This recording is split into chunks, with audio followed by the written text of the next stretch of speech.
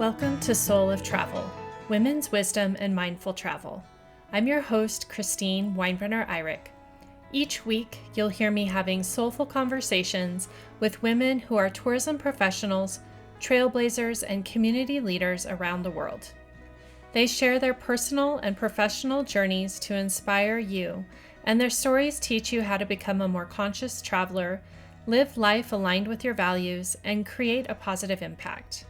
We are thought leaders, action takers, and heart-centered change makers, and this is the soul of travel.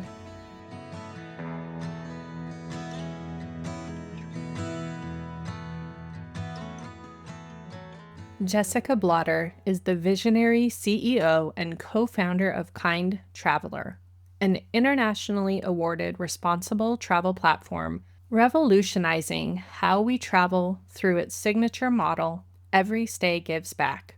As the first platform to connect travelers, hotels, and charities around measurable local impact, Kind Traveler empowers guests to create positive changes in their communities by supporting environmental and social initiatives tied to each hotel stay. A respected pioneer in responsible and regenerative tourism, Jessica served for 4 years on the board of directors for the Center for Responsible Travel, also known as CREST, and is a global speaker at top industry events including TEDx Culver City, the UNWTO Tourism Tech Summit, Lufthansa Changemaker Challenge, and the World Tourism Forum in Switzerland.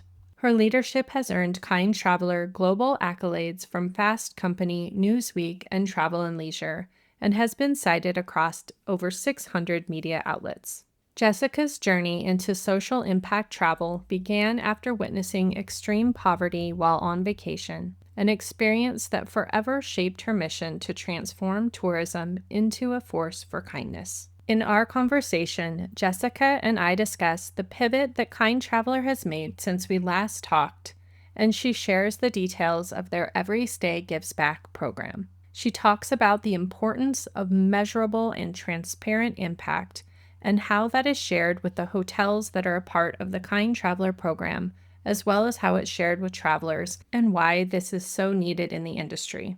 She talks about investing in local communities with our travels and the impact that this creates. I ask all my guests to share 3 words or phrases to describe themselves, and Jessica chose kindness advocate, speaker, and changemaker. Join me now for this Return to Soul of Travel episode and my soulful conversation with Jessica Blotter.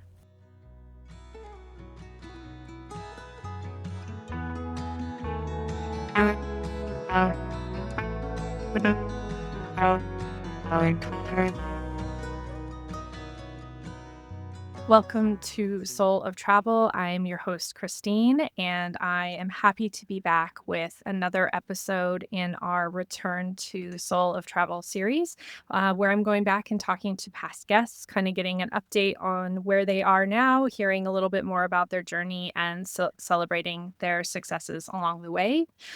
Today, I am very happy to be joined by Jessica Blotter from Kind Traveler. She joined me back in November of 2021, episode 49, which is almost 200 episodes ago, which is crazy to think. Also crazy to think that it was 2021. But I'm so happy to have you here. Thank you for coming back for another conversation. Thank you so much for having me back, Christine. I really appreciate the opportunity. Thank you. Well, as we get started, I'll encourage listeners to go back and listen to that episode, which was 49, as I mentioned, if they want to get more of your backstory and kind of hear the origin story of Kind Traveler.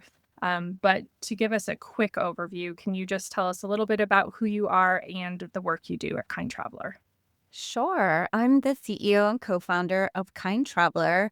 We're the first responsible travel platform that empowers travelers to make positive social and environmental change when they stay with our participating hotels. And we work with about 133 hotels currently in 9 countries and are partnered with about 52 different nonprofits that drive positive change in the communities that travelers visit. And We do this because there is an urgent need for travelers to give back to the places that they visit. In a recent 2024 booking report, it was cited that 71% of travelers want their travel dollars to be reinvested into the communities that they visit. However, there's no clear pathway for travelers to do that beyond voluntourism, which is not always available, or simply travelers may not want to participate. So, our whole goal and mission is to streamline this process and make it very easy for travelers to feel a sense of giving back and uh, contribution to the places that they visit. Yeah, thank you for sharing. And I always love when these themes emerge that I didn't plan for, that I wish I planned for, because it would have been great. But my first conversation in this series, Joanna Haugen and I were talking about how to make, you know, the the changes that we need to make for travelers, how to make that more frictionless, how to make it easy for them. And then all of my conversations after that are with these companies who are doing that. I'm like, "Oh, I wish I was brilliant enough to say that I planned it. It totally just happened that way." But I love that Like the because alignment. this is kind of another way, it's a very easy and actionable way for people to be able to make that impact. So I'm really happy to be sharing more about that opportunity. 100%. The more turnkey we can make and create travel experiences that give back, the easier it is for travelers to participate and create a more sustainable future through tourism. So Yeah. it takes both the traveler to be aware of that and want to do that, but also the industry to make it easy for the guests to participate. Yeah, I agree like 10,000%. So that was one of the things when we initially talked that I just loved so much is the ease, but also the elements of education and the ways that it brings the traveler into the conversation, even if maybe they didn't, know exactly what they were looking for, how they wanted to support things. It gives them all of these pieces to grow their understanding and their vocabulary and make them even more savvy, responsible travelers in the future.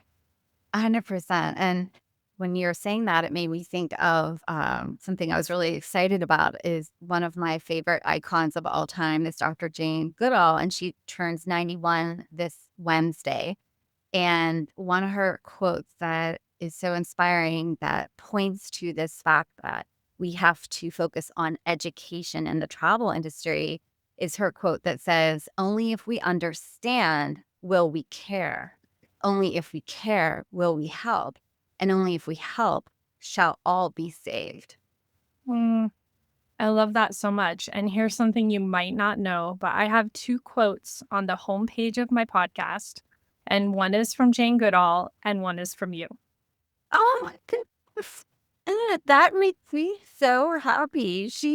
I'm totally blushing right now because that I don't think there could be a bigger honor, like, to be alongside anything that Jane Goodall does because she is my inspiration, and her legacy, and conviction and courage has sparked such a global movement, and she has inspired, conservationists and, travelers and, change makers from around the world, and if I could in any way inspire others to follow her legacy, I feel like I'll have made a small difference. Yeah, thank you. Well, another like beautiful coincidence, but I love that. Aw, thank Um, you.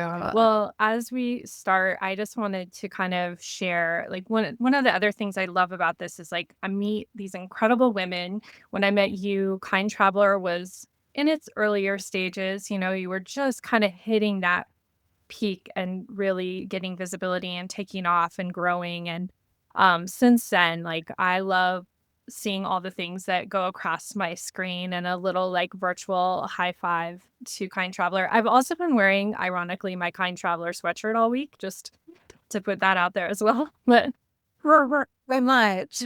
I'm like living and breathing. Oh, But I just wanted to share a few of the successes that I've seen. In 2021, you were a finalist for Fast Company's World Changing Ideas Award, as well as recognized by Newsweek in the for a Future of Travel Award. 2022, you launched the Kind Travelers Impact Tourism Report, which was really impressive. And then 2023 launched the pilot of Every State Gives Back, which we're going to talk a lot about later. Also recognized as one of the most influential women in travel that year and most influential people in travel. So that's great to see. And then again last year as a finalist for Fast Company's World Changing Ideas Award. And I know there's a few others sprinkled in there, but um, I just wanted to start there because I know that it's an arduous journey and those acknowledgments, like, I think keep us going when we see that other people see the work that we're doing and stand up and support us. And also the growth.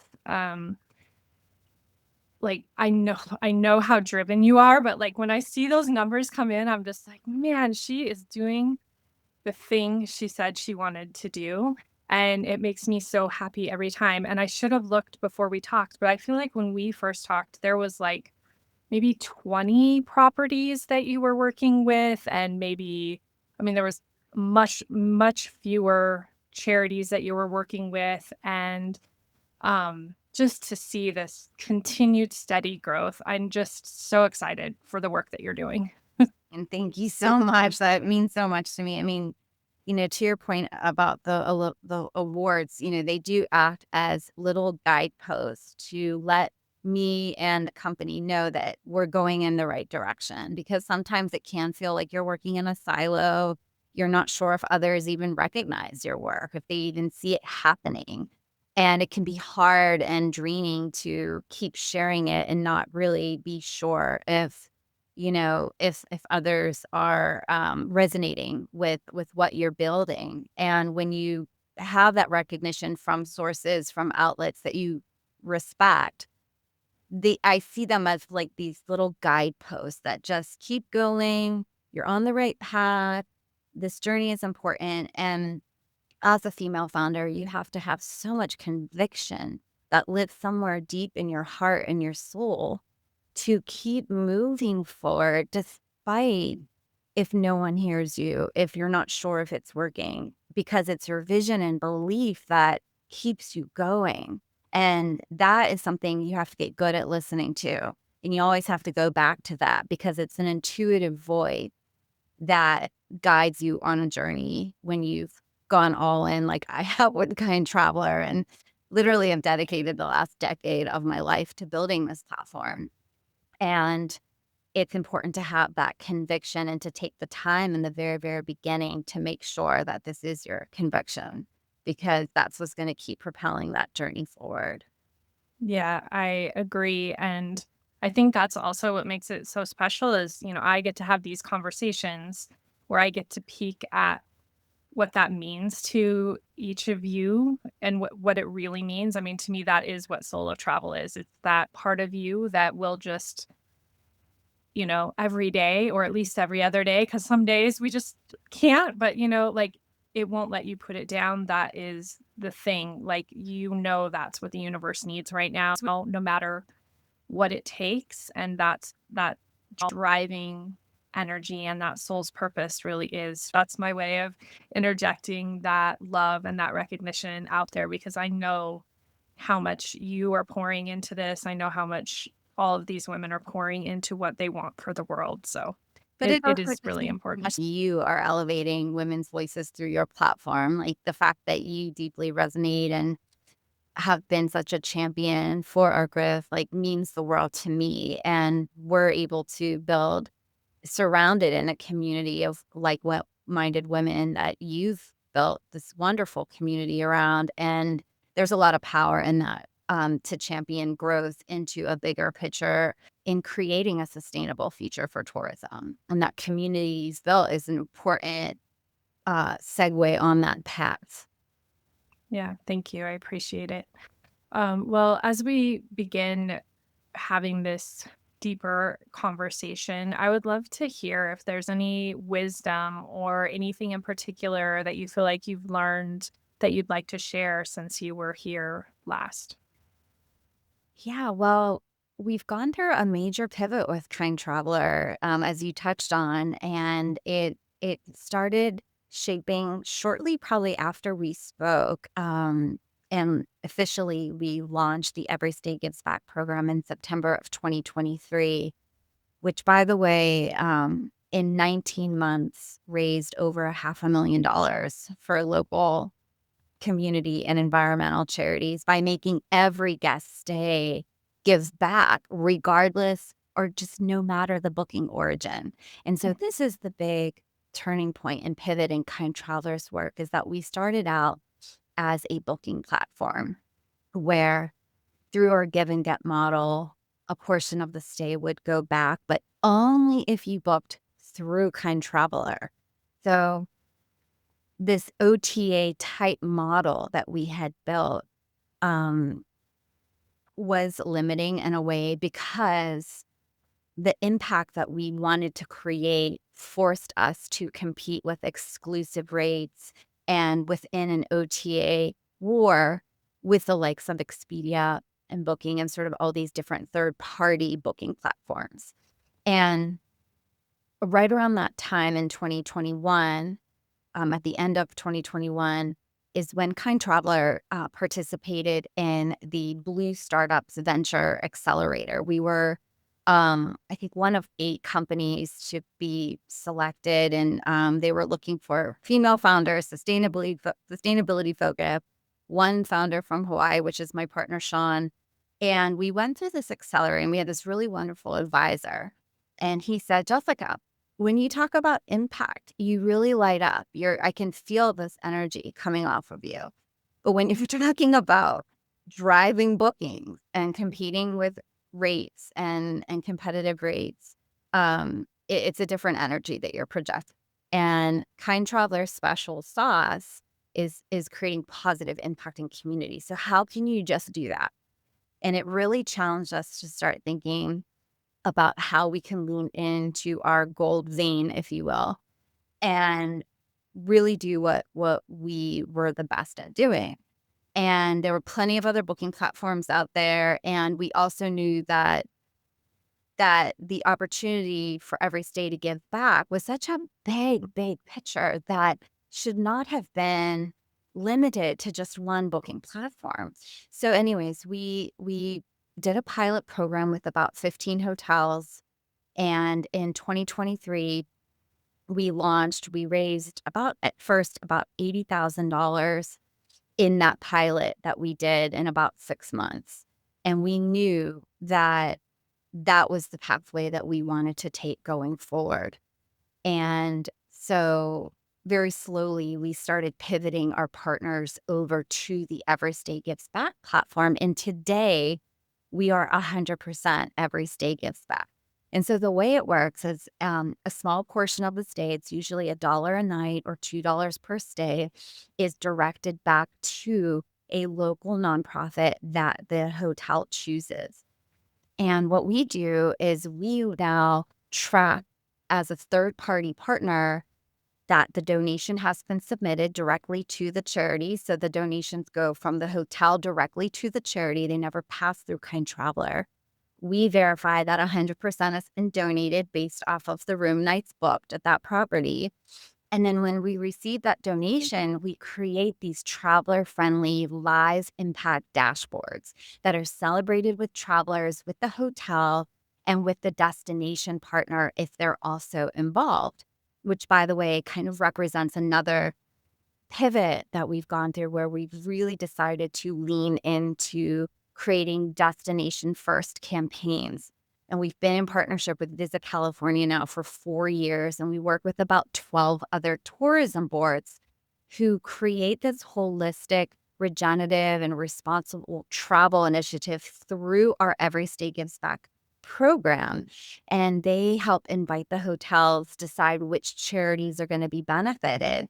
And those impact metrics, in terms of how many trees may have been planted, how many miles of coastline preserved, how many wildlife were supported, whatever the metric is that we've based the formula on, those become impact metrics for the destination, but also for the lodging partners.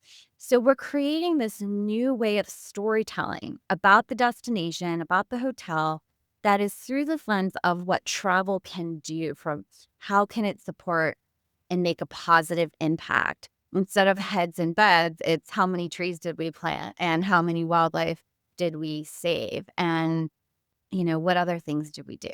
And every destination is going to have its own set of challenges. And so recently here in LA, we leaned into supporting LA fire recovery. And so we just signed up the Malibu Surf Rider, who is supporting, for example, the Los Angeles Emergency Fire Relief. Sorry, Los Angeles Emergency Preparedness Foundation, who is supporting wildfire recovery. And that is just an example how a lodging partner can promote a story around tourism that gives back and serves a very important need in that community. So there have been these changes, and we're so excited now to be 100% in this Every State Gives Back model, which is just more sustainable and frankly scalable to grow impact. Mhm. Thank you for sharing about that. And I want to back up to kind of the beginning of that story. And I love so much that initial conversation where someone witnessed the way that you were speaking about what you were doing and creating, and the way you spoke about the one part of what you were doing, and acknowledging that that impact was the thing you were most excited about. I think this is something that can be a really difficult space to navigate for entrepreneurs and creators, that you start building something and you've been really dedicated and committed to it, and then you start to feel a little bit out of alignment with what you've created, but you already feel like you put all of your eggs in this basket. How could you possibly like rethink it or shift gears, even if there's a part of you that knows things are like almost there but slightly off track? What did that feel like to have that awareness of like, oh, impact is who I am, and maybe we need to shift the model? Like what did that feel Yeah. like to kind of Yeah. ask yourself that question? I think that because I already have an open mind around intuition, being an intuitive based leader, a heart based leader, I was definitely already more open to that type of feedback. If I wasn't that type of a leader, then I may have not been able to accept that reality as easy. But because I am based off of following my energy and where I feel good, where it feels good, I do feel confident about taking leaps to align my energy and efforts to what feels good and right. So even though I knew it was going to be a long, arduous process to lean and pivot over and kind of rebrand, the thing that I was able to hold on to is that our mission remained exactly the same, which was to empower travelers to positively impact the destinations they visit. It's just that the way that we were going to do that, the mechanism was changing. And so, from that standpoint, while a big pill to swallow, I was able to convince our hotel partners, most of them, not all of them, to move over to this new platform and still deliver on the mission. It's just that the way that we were doing it was changing, and frankly, 90% of the lodging partners agreed and validated the fact that this was a better way to drive impact. And it was really that pilot program where we had that 6 months in a pilot. We got to interview the hotels. We wanted to make sure that this was the way, if we were going to go all in on this, that this was the way that we could do it. So I was able to kind of have some guardrails before just going out and launching it to the public. I had a 6-month pilot where I could shape it, ask all the hard questions, kind of work out all the kinks, challenges, and shape a new path forward, because the proof was in the numbers and the impact. And look how much the pilot was able to donate. And then we thought, wow, if we could just scale this, then we are going to meet our larger life purpose and career goals of actually mobilizing significant community and environmental impacts through the power of tourism. And that lit us up. And so we Yeah. followed that path.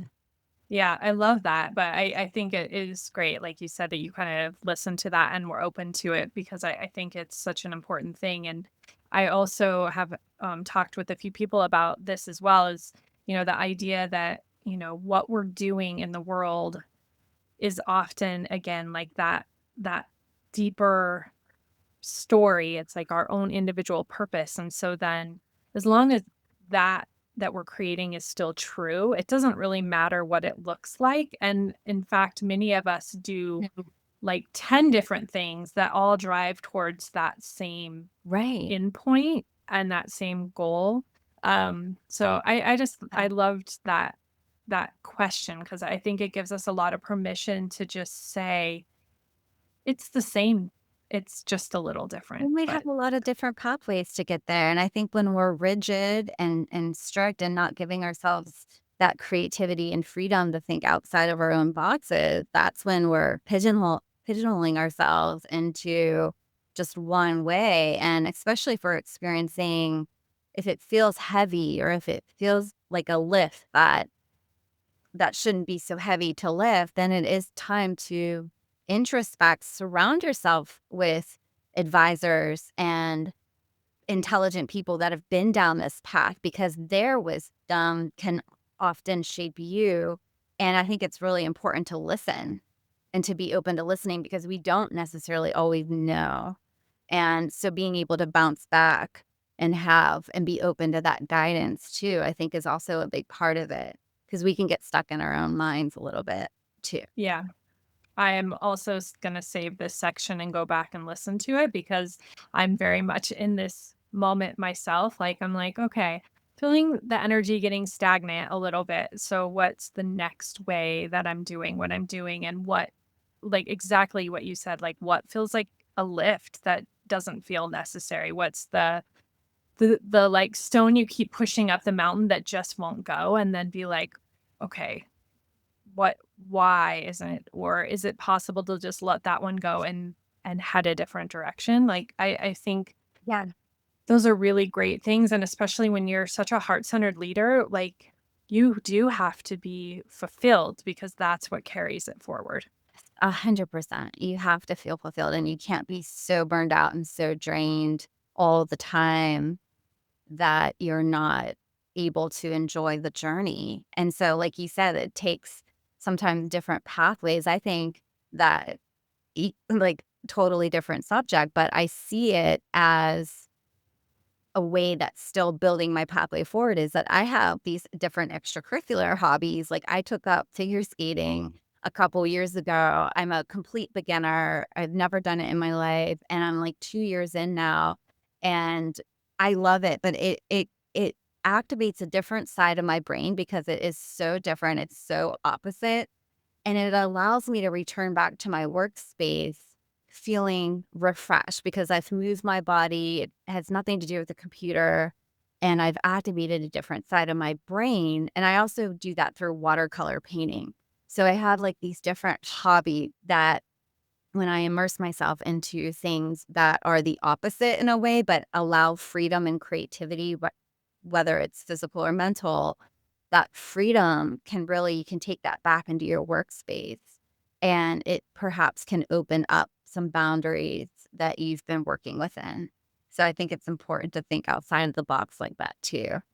Yeah, I totally agree, and again, it's so easy to just get buried when you are, an entrepreneur or when you're creating a business, when you are really in love with your business even too, like, you wanna keep giving it, and like, we have to have all these parts of ourselves, and I think it can be hard to say, "No, I'm creating this space," and I've similarly this year, I my daughters all dance, and I, like, will watch them, and I'm, like, longing for the part of me that used to do that when I was young, and, like, I'm Yeah. like, "Oh, I'm living vicariously through them," and then I'm like, "Wait a second. I'm sure there's an adult dance class that Yes. exists in the world. And so I started taking ballet, which I had never done before.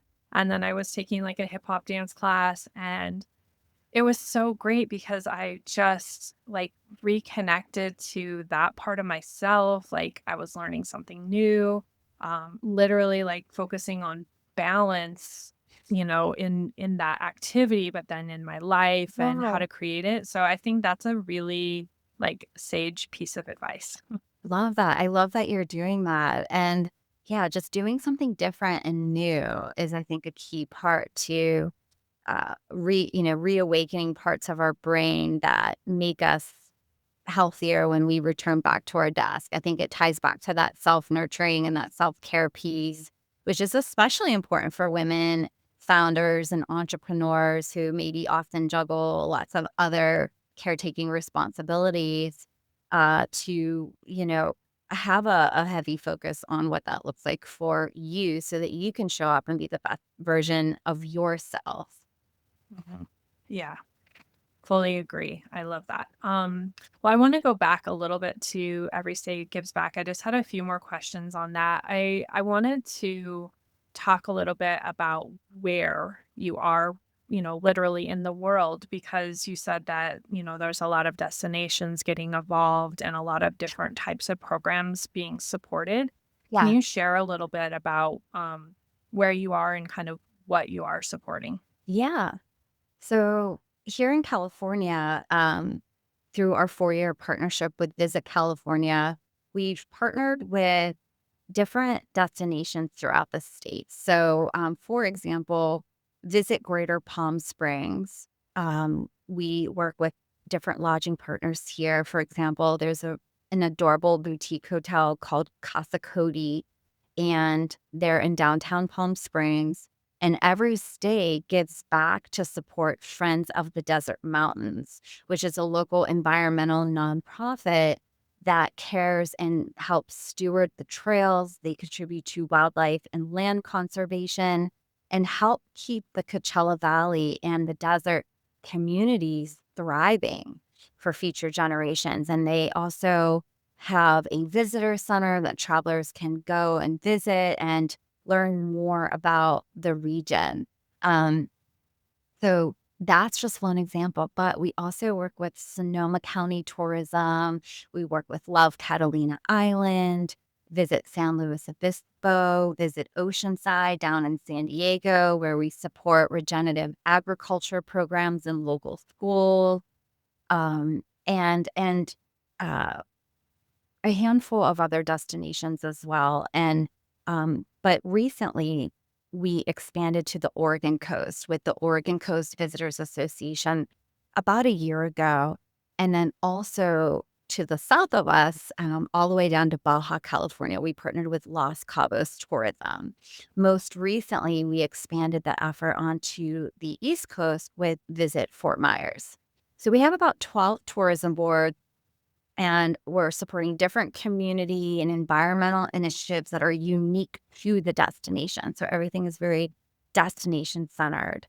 And we work with them to help invite the lodging partners and decide who the charities will be and align these initiatives so that every hotel is going to have its own impact dashboard on Kind Traveler. Travelers can go see the exact amount of dollars that have been raised for that nonprofit, learn how much per stay goes back, learn about why this particular charity was chosen, why it was important, but they'll also find ways that they can get involved. And so almost every nonprofit that we partner with has an activity or a stewardship type of activity that they can get involved with. So we'll always list additional ways for them to get involved.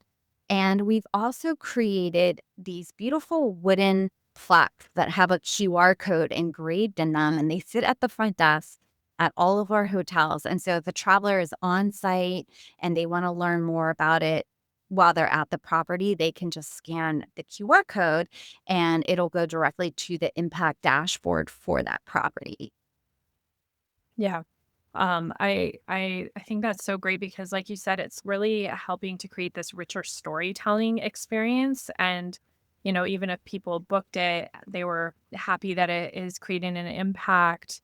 Maybe it might stay there, but then this invites them even to have a deeper connection to the destination, which I know you and I both think is really important to the travel experience. And Yeah. like some of the things that really have driven the action we want to create are those deep connections we've had in a destination that make us see how important it is to really be supporting the places you are as travelers. So I think it's so great that attention and intention put into creating those partnerships, and that they're not all like maybe these big organizations you would have already heard of, but they are just like there's so many really interesting, beautiful, like smaller organizations that might not get this level of funding coming to them. And I just think it's really cool. I love looking and learning more about what you're doing. Thank you. And there's so many unique stories to be shared. And we make sure the nonprofits are local to the destination. So it does mean that they're going to be smaller organizations and not these big national or international charities. Because that is part of driving destination stewardship forward is to support the very nonprofits that make that destination better. Mhm. Recently I had a chance to go over to Catalina Island and meet the gentleman who runs the Marine Mammal Care Center on Catalina Island. And I learned about the plight of different sea lions and seals and wild birds who simply just get strangled by fishing line and plastic pollution in the ocean.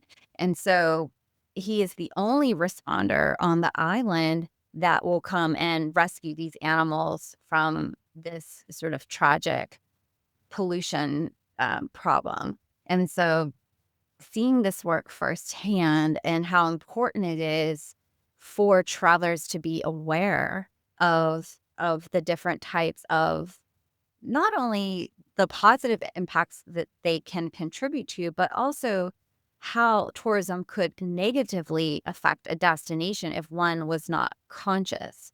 And so organizations like Marine Mammal Care Center are um, educating travelers and visitors to understand the harmful effects of pollution, but then giving an opportunity to participate in the rehabilitation efforts of marine life. Hi, it's Christine, popping in to share some exciting news on behalf of one of our past guests, Tess Milholland. Tess is the founder of Her House, and I chatted with her back in season 4, episode 110. We re aired her conversation as a part of our most listened to episode series, and her conversations are still the most downloaded of the podcast. Your love of her journey makes this extra special to be sharing with you today. If you missed that episode, let me give you a quick introduction. Her House is an app community that helps solo women travelers connect with background checked female hosts so they have safe places to stay and save money while traveling. Tess just launched a Kickstarter campaign this week. So if you are here listening in real time on April 23rd, you are able to support a Soul of Travel community member reach a big goal. I love this app because so many women hold themselves back from taking a dream trip or solo travel journey because of safety concerns or financial reasons. Her house solves both these problems by matching travelers with vetted female hosts. Not only do you get a safe and affordable place to stay, but you also get to connect with a local community and find built in connections as you travel. This helps you tap into the authentic culture and daily life of the people in the places where you are traveling. You forge meaningful connections and have experiences that you wouldn't otherwise likely be able to access. I recommend Her House to travelers all of the time. In fact, my best friend was just asking me what I would recommend for her daughter who is traveling to San Francisco for an event. My friend wished she could find a way to connect her daughter with someone while she was staying there so she'd know someone, and she was looking to see how she could help her find a safe and affordable place to stay while she's there. I thought this is a win win win. Her house. Her daughter is like my first child, so it means something to me that I can recommend this service to support her travel experience. With this Kickstarter campaign, Tess is working to raise $35,000 to get her app built natively by a professional developer team. Tess is so excited to help make travel easier, safer, and cheaper for women across the world. And her new app will have an even richer focus on creating a space for community and connection for her house members. This is truly a global community. People have downloaded this app in over 70 countries. Women in the Her House community get you. They are passionate travelers who are excited to connect with you when you travel abroad. And Her House offers not only hosted opportunities where you can stay for free, but also can match you with home sitting and home swapping. As a part of the Kickstarter campaign, they are offering founding memberships, something they haven't done since 2022. With this founding membership, you are investing in the Her House community, and you receive lifetime access to the Her House app community and access to unlimited free hosted stays, home sitting, and home swapping. I know this will be something that so many of my listeners will love, and it also makes a great gift for a daughter, sister, or high school grad, any loved one who loves to travel. As I mentioned, this campaign is already underway and runs until May 22nd. You can find the link for Tessa's Kickstarter campaign in the episode blog, show notes, or on the homepage of the podcast. Visit souloftravelpodcast.com and look for Her House in our sponsors and partners section. I cannot wait to see how the Soul of Travel community shows up to support one of our own in reaching this funding goal and helping her to continue to support women as they travel. Now, let's hop back over to our soulful conversation.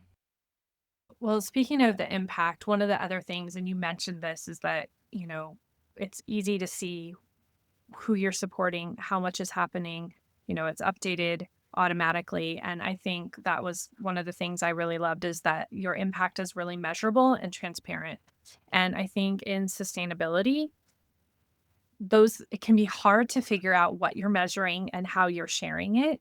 And it becomes even more complex when you're figuring out how to share that with travelers and engage them. Like, it's one thing to have like an industry metric, but then if you want to be able to have a conversation with travelers, it needs to be a little bit of a different focus. And I really have loved seeing the shift, because I feel like there's a lot of clarity. And I just want to share a few of the things I pulled off your website this morning, because they just caught my attention, and to let our listeners know what we're talking about. But for instance, one of the metrics is over 91,000 servings of Sonoma County grown fruits and vegetables provided to families facing food injustice.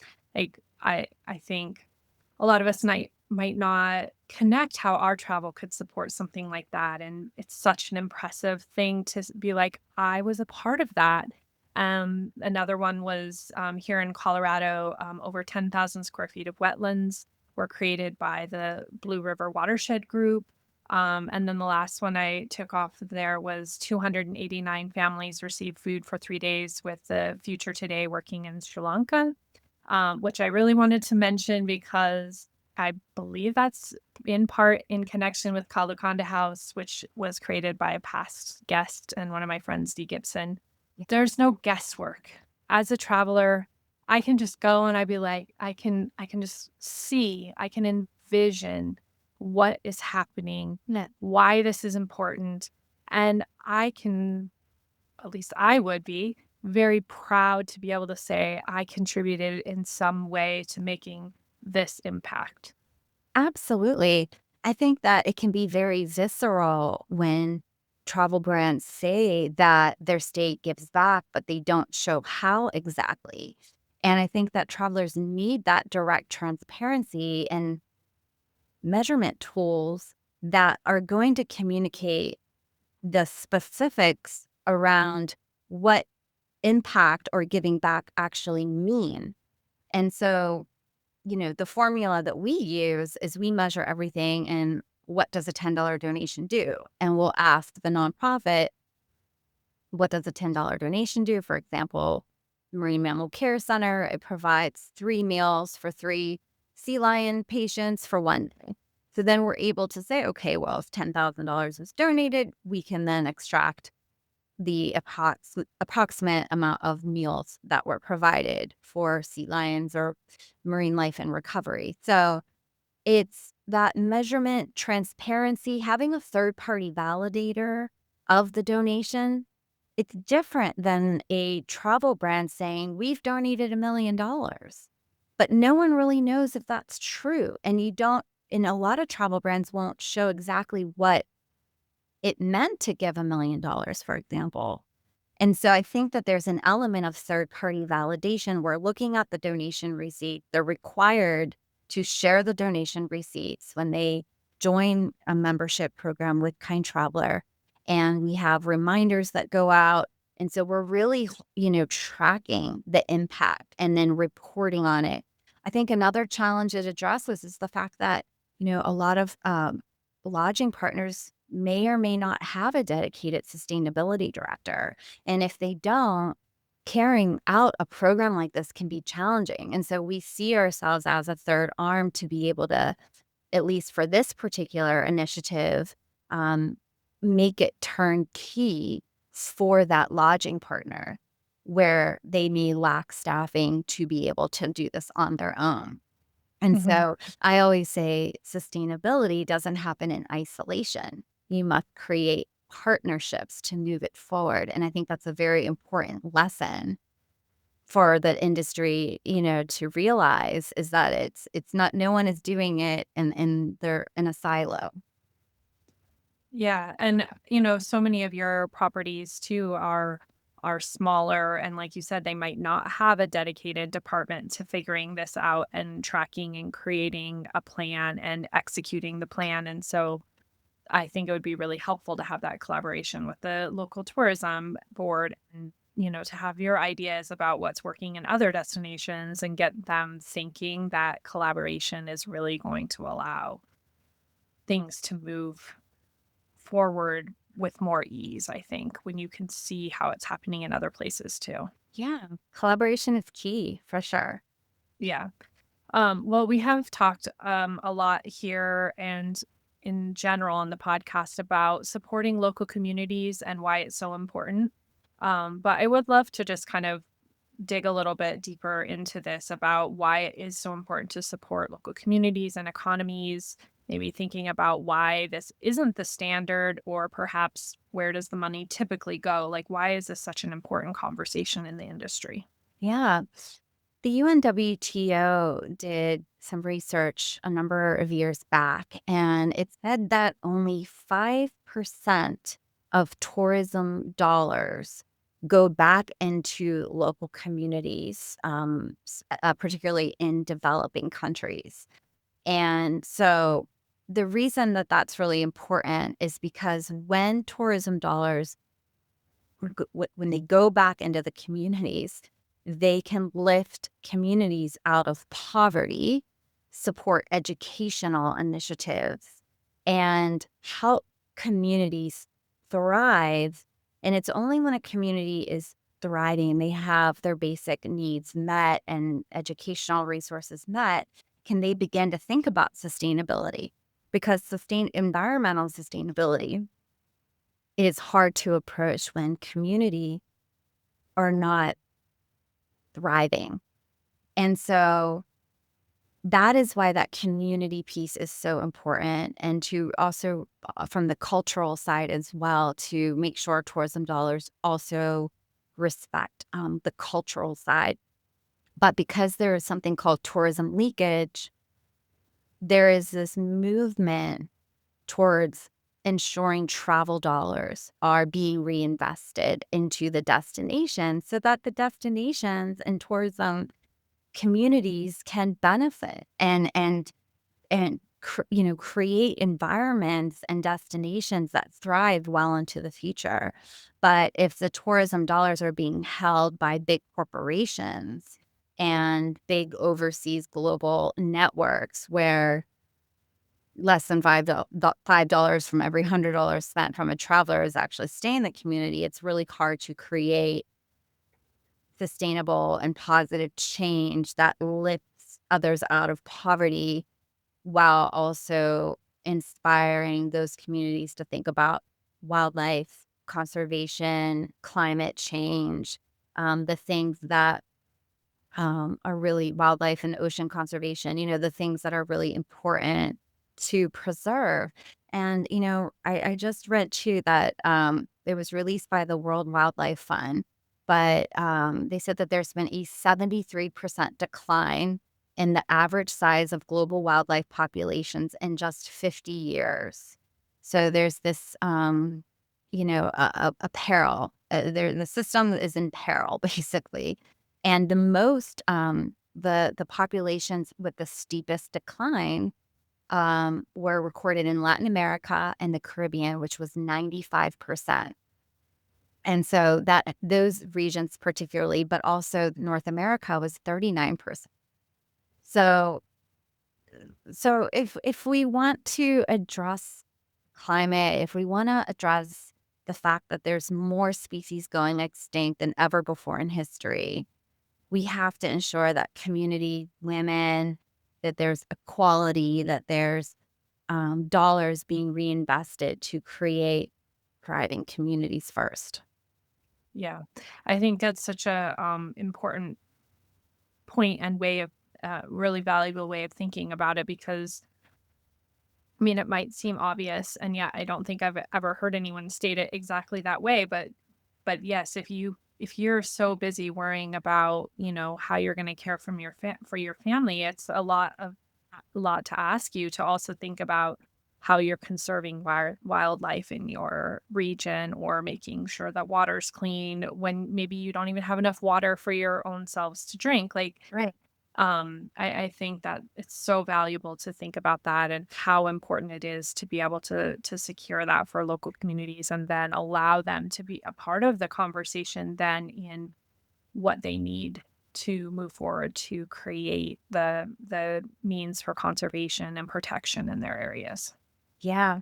One of the main, pathways, I just went to the International Desert Conservation Summit here in uh, Palm Desert. And that was one of the number one themes. They had all these different researchers and conservationists from Africa and all over the world speak. And one of the main themes was you can't push wildlife conservation until you've engaged the community.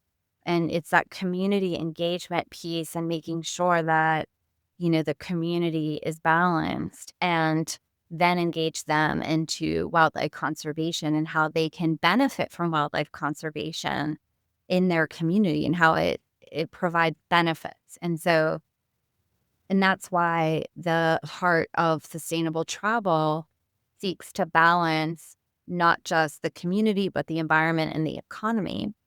And when all those are in balance, that's what moves sustainable travel forward. It's not just one. It's not just one of those things. It's always the blend of all three being in balance to move sustainable travel forward. Mhm. Yeah, and again, like I think a lot of people might initially think it's the environmental aspect, but it does have to be all of those pieces. Otherwise, it just it won't fall apart. It literally won't be sustainable. And so I think it's always valuable to think about, where you're strongest and where you're weakest and start there to be able to move it forward as a community. I know that, the idea of traveling more responsibly is really important to you, not only with Kind Traveler, but as a person. Um, if someone is traveling somewhere where Kind Traveler isn't yet, which hopefully you're everywhere soon, but what are other ways that people can really think about having an impact? Like, what questions can they ask of themselves, like who would they reach out to? What might they look for in creating those responsible travel choices? Yeah. And I think the overall mindset is just asking yourself, how can I reduce my negative impact while optimizing my positive impact? And so when we look at the negative impact side, we're looking at ways to reduce my carbon and plastic pollution primarily. And on the positive impact side, you're looking at how can I support local and keep travel dollars invested in that local community. So it might be staying with a booking directly with a locally owned property as your stay, booking locally owned tours or activities, shopping for goods that are locally sourced, that are artisanal, that are being sure not to promote accidentally buying goods that resulted in, wildlife or other animals suffering in some way. So just being conscious about purchasing ethical souvenirs and also animal welfare consciousness. I think that there's a lot of, especially internationally, tour companies that are selling things like dolphin rides or elephant rides. We have to be very conscious not to support entertainment that involve animals as entertainment. If we want to see wildlife, let's go and see them in the wild. And always having this mentality of taking photos and leaving only footprints. How can I give back? I mean, looking at the local nonprofits, if there's not a kind traveler, every state gives back property there, what local nonprofit may I be able to support through an activity? Because a lot of these nonprofits will have really unique experiences too, like visiting a wildlife sanctuary or taking a docent led tour with a conservationist group. And so I think that those opportunities are really wonderful to support and underrated.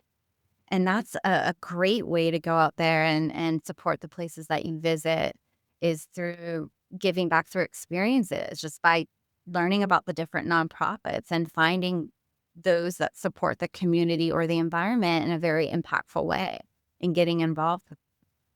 Yeah, and I think also like our curiosity as travelers also empowers some of these organizations to create ways for you to engage with them when you travel, which is also I think really powerful. Because I know for my own self, I really use the lens of gender equity as a way for me to engage in communities. And one thing that I'm thinking of in particular, when I was in Belize last, which I know that's a place that we both love and hold dear. I was in San Antonio, and there's a local women's community group that I learned about through the chef at the property I was staying at. And she directed me to go there. And then when I got there, I learned about some cooking classes they do and some craft work that they do. And then I got to sit and visit with them for a while. And then they showed me things that I ended up purchasing to bring home. And like that really allowed me to have a special connection in that destination that I might not have had if I didn't, one, like follow my own curiosity, but two, just like ask how else I could connect with the community. So I think it enhances my experience, but it also adds a lot of value to the local community, and then they could see what travelers might be curious about. Yeah, I love that you said that because when we support women-owned businesses and travel businesses, they are more likely. There's a stat that we shared on our social media for Women's History Month, but women are more likely to invest their profits back into the community. And so supporting women-owned or women-led businesses is also a really wonderful way to support a more holistic approach to tourism dollars that will go further than the thing that you're doing. Yeah.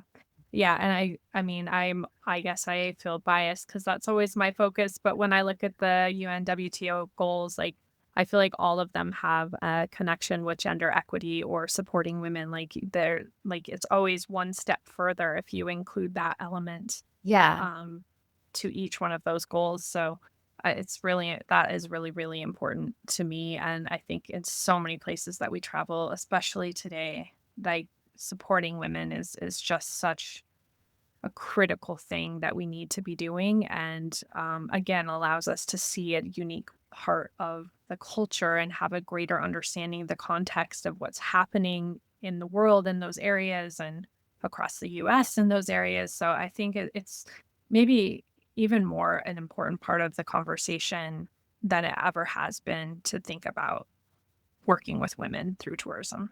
For sure. They're at the heart of community transformation.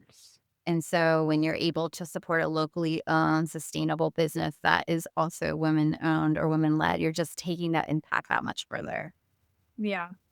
Well, before we wrap up our conversation, I have one question that I've kind of been asking in this series, and we tapped into it a little bit, maybe already, but I'd love for you to share one way that um, you or someone else has maybe grown your mindset, a way you can grow your skill set or grow your business, something that you have learned in the last few years that might resonate with our listeners. Yeah, I think I touched on this a little earlier, but I think that there's a unique opportunity for women-owned businesses to look for whether it's an accelerator program or an advisor or building your own advisory circle around you. I think that it's very important to build your dream vision alongside other communities that are going to listen to you and provide you valuable feedback, because it kind of goes back to this thing where maybe sustainability can't be grown in isolation, but neither can your own business. And so I've seen so many different accelerator opportunities out there. There's one that is from the Social Capital Summit that I just learned about that takes place in San Francisco later this year. I see them popping up all around. And I can just say from my own personal experience with Blue Startups and enjoying that accelerator program and surrounding myself with these different advisors, that feedback and mentorship help shape my vision. And that was a big theme of what we talked about today with our pivot. So I think that that's something that I would recommend. And at that same time, just strengthening that inner voice and following the pieces of the business that bring you the most joy, and being okay to listen to that and follow that voice and that vision. Yeah, I love that. And a few years ago, I participated in a Vital Voices program, and that was really, really powerful for me. So I can recognize, and I also went through the women's work um, pilot cohort of that program, and each of those things it really did allow me to kind of grow, look at my business in a new way, find, like you said, those mentors and those people who are going to support your vision along the way. So I love that suggestion. I love that. Um, okay, lastly, I have my rapid fire questions just to wrap up our conversation. So the first question, Jess, what are you reading right now? So I just went to Barnes and Noble and bought like 3 really cool magazines, and I'm reading all 3 at the same time, but they're like educational magazines. So I bought Veg News. I'm mostly vegan/vegetarian, but Veg News is all about plant-based living and lifestyle. And for someone that deeply cares about animals, love learning about the plant-based movement and travel in particular. And I just love that book so much, or magazine rather. Yeah, thank you. I mean, I think that's great too. It's like the all the things that we learn and bring into our lives, those are such valuable resources and new perspectives. So I love that. What is always in your suitcase or backpack when you travel? Always you will find my yoga mat, some tea bags, both relaxing type and energizing. So like green tea, and then also like a chamomile. And then I'll usually also have some essential oils with me for relaxing. And always my reusable water bottle and reusable bag. I think those are really important to travel with. Yeah, I used to always travel. I have a folding yoga mat because sometimes it's hard to take Yeah. the, big round Oh, one. holding But one. then even now, I'm like, if I'm really pinched for space, I have like Pilates socks or the socks that have the grips. So then Oh, I'm like, yeah. I feel like I can at least attempt to do yoga no matter where I am if I at least have those. Yeah. But I have to have that movement no matter like where I am. So the collapsible, like foldable yoga mats, I think are perfect. I have one. Yeah. To sojourn to me means to travel somewhere with the respect as if you live there. Where is somewhere that you would still love to sojourn?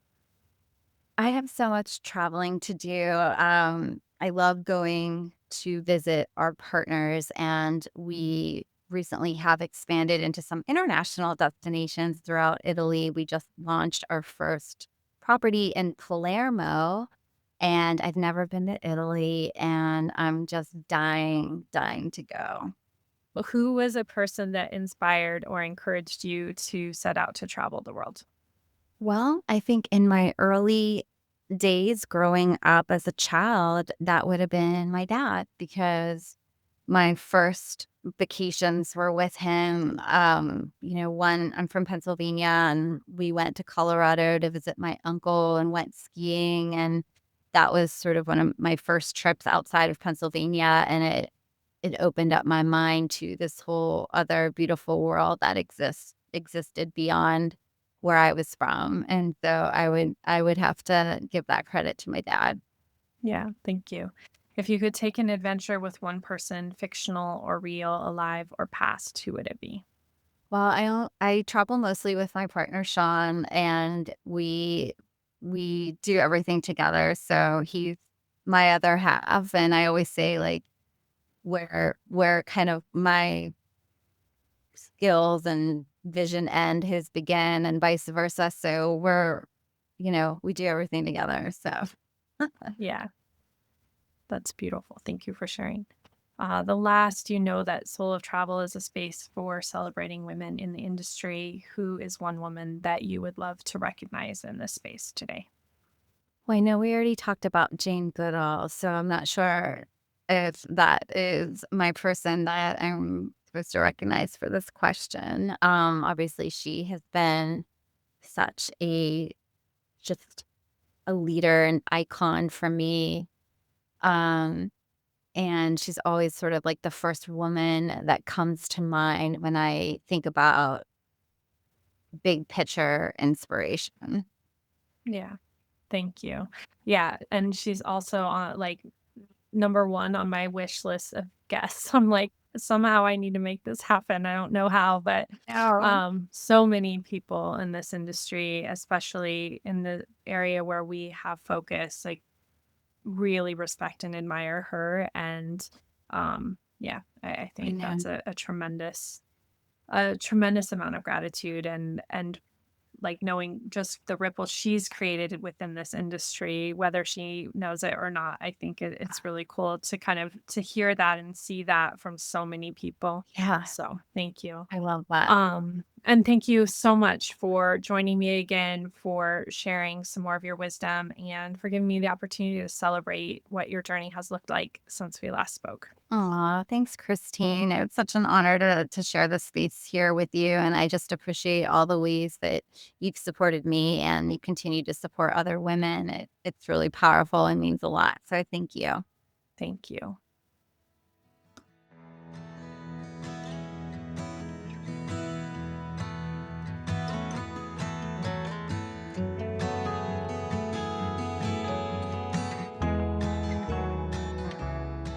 Thank you for listening to Soul of Travel, presented by Journeywoman.